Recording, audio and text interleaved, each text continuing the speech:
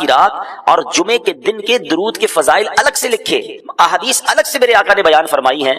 तो प्यारे इस्लामी भाइयों, जब भी जुमेरात आए, जब भी जुमा का दिन आए, कसरत के साथ दुरूद पाक पढ़ें। पढ़ता रहूं कसरत से दुरूद उन पे सदा मैं, पढ़ता रहूं कसरत से दुरूद उन पे सदा मैं, और जिक्र का भी शौक पे गौस और रजा दे। देखते ही देखते रमजान जा रहा है, अब 3 दिन 4 दिन रह गए, लेकिन अगर बख्शिश ना हुई तो मारे जाएंगे, पकड़े जाएंगे। अब क्या रास्ता बचता है?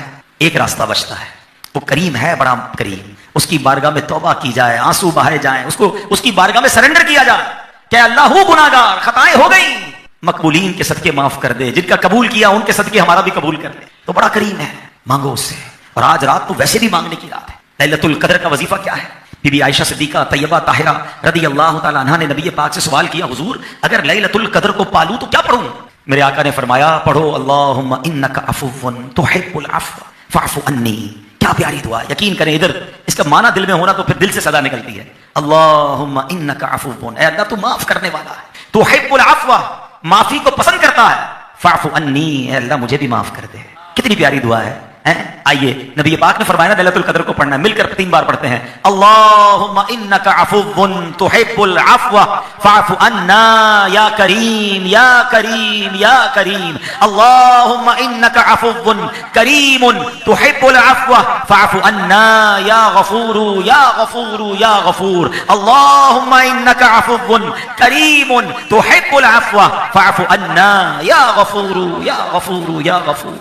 ऐ मेरे प्यारे इस्लामी भाई, हम सब ने बारगाह इलाही में कयामत के दिन हाजिर होना है, और वहां यह फैसला होगा कौन जन्नत में जाएगा, कौन दोज़ख में जाएगा। वहां हिसाब भी होगा, वहां सवाल भी होंगे, वहां आमाल नामे तोले भी जाएंगे।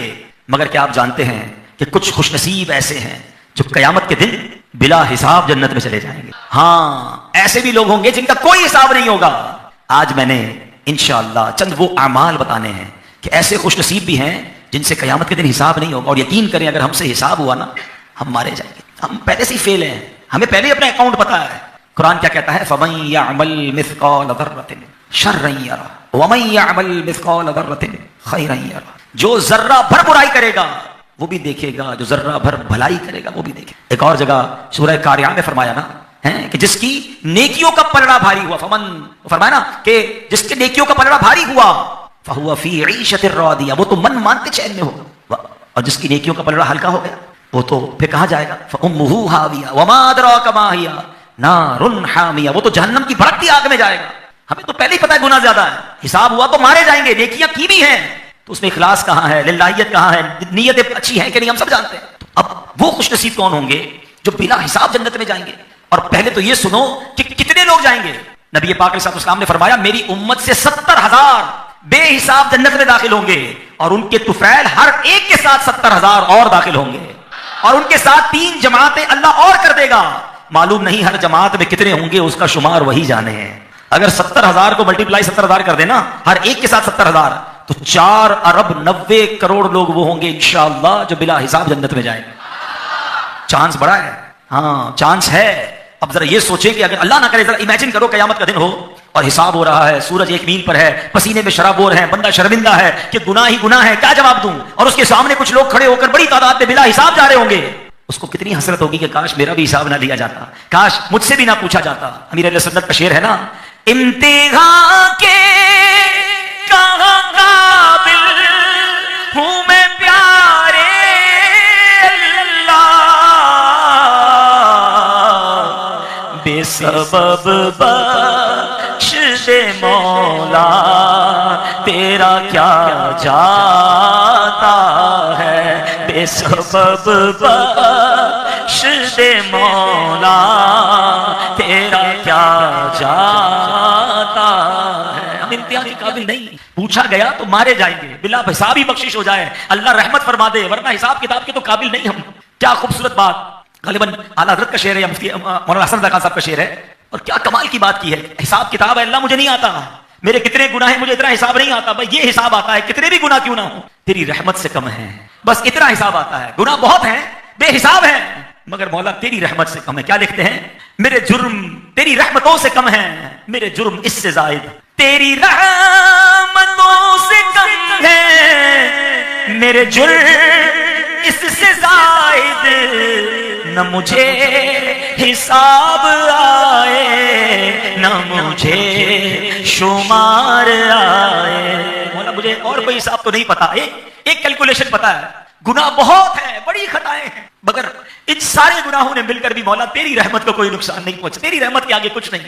तो आज अल्लाह से यही तो मांगना है कि अल्लाह जब इतने सारे तेरे बंदे बिला हिसाब जाएंगे, उन बिला हिसाब जाने वालों में हमें भी शामिल फरमा दे, बेसबब बख्श दे, बिला हिसाब बख्श दे। जैसे भी है तेरे महबूब की उम्मती है मौला, तेरी रहमत को पुकारने आज जमा हुए मिलकर। अल्लाहुम्मा इन्नका अफ़ुव्वुन करीमुन तुहिब्बुल अफ़्व फ़अफ़ु अन्ना या करीम या करीम या करीम।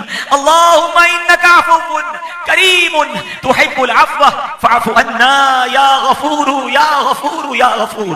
अल्लाहुम्मा इन्नका अफ़ुव्वुन करीमुन तुहिब्बुल अफ़्व फ़अफ़ु अन्ना या गफ़ूर या गफ़ूर या गफ़ूर। अब चंद बातें, चंद आमाल जो आज बड़ी रात अल्लाह करे हम अपने दिल में बसा लें कि हम उनको अमल कर लें। नबी पाक ने मेहरबानी देखो कैसे की, ये भी बताया कि बहुत बड़ी तादाद में लोग जन्नत में बिला हिसाब जाएंगे, और मुख्तलिफ मौके पर यह भी बता दिया कि ये अमल करने वाले भी बिला हिसाब जन्नत में जाएंगे। तो आओ ना आज से उन अमाल को करने वाले बन जाएं। नबी पाक अलैहिस्सलाम का फरमाने आलीशान है, जब बंदों को हिसाब के लिए खड़ा किया जाएगा तो कुछ लोग अपनी तलवारों को गर्दनों पर रखे हुए आएंगे जिनसे खून टपकता होगा।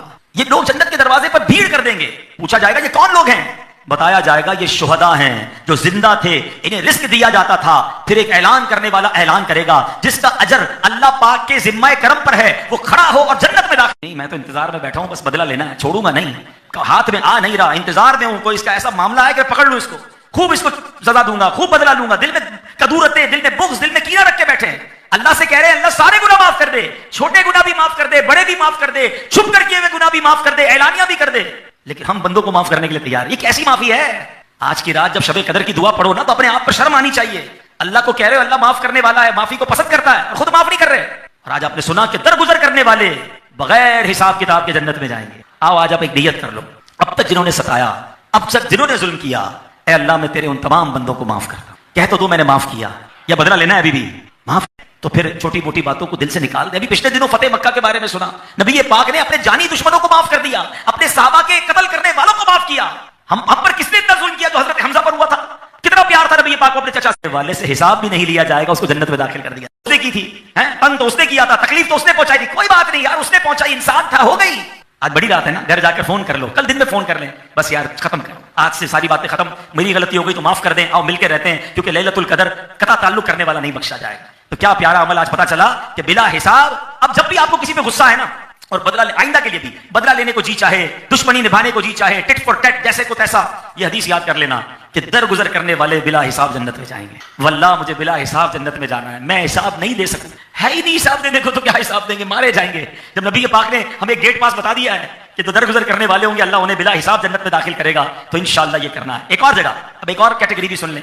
हदीस पाक में फरमाया, मेरे आका फरमाते हैं, अल्लाह पाक क़यामत के दिन लोगों को ऐसे खुले और हमवार मैदान में जमा फरमाएगा जहां पुकारने वाले की पुकार सबको सुनाई देगी और देखने वाले की निगाह सब तक पहुंचेगी। फिर एक निदा करने वाला निदा करेगा, वो लोग जो खुशहाली और तंगी में, जुमला सुनिएगा, खुशहाली में और तंगी में अल्लाह की हम्द करते थे, तारीफ करते थे, थोड़े से लोग खड़े होंगे, उनको बगैर हिसाब जन्नत में दाखिल कर दिया जाएगा। फिर मुनादी पुकारेगा, वो लोग कहां हैं जिनकी करवटें बिस्तरों से दूर रहती थी? फिर थोड़े से लोग खड़े होंगे, बगैर हिसाब जन्नत में चले जाएंगे। पुकारने वाला फिर पुकारेगा, कहां हैं वो लोग जिन्हें कोई तिजारत और खरीदो फरोख्त अल्लाह की याद से गाफिल नहीं करती थी? फिर थोड़े से लोग खड़े होंगे, ये भी बगैर हिसाब किताब जन्नत में दाखिल हो जाएंगे। बकिया सारी मखलूक खड़ी रहेगी और उनसे हिसाब किताब लिया जाएगा। इस हदीस में तीन कैटेगरीज आ गई ना, पहले दो हो गई, शहीद, थोड़ा सा याद भी रखना, और दरगुजर करने वाले। इस हदीस में तीन और कैटेगरीज पता चल गई।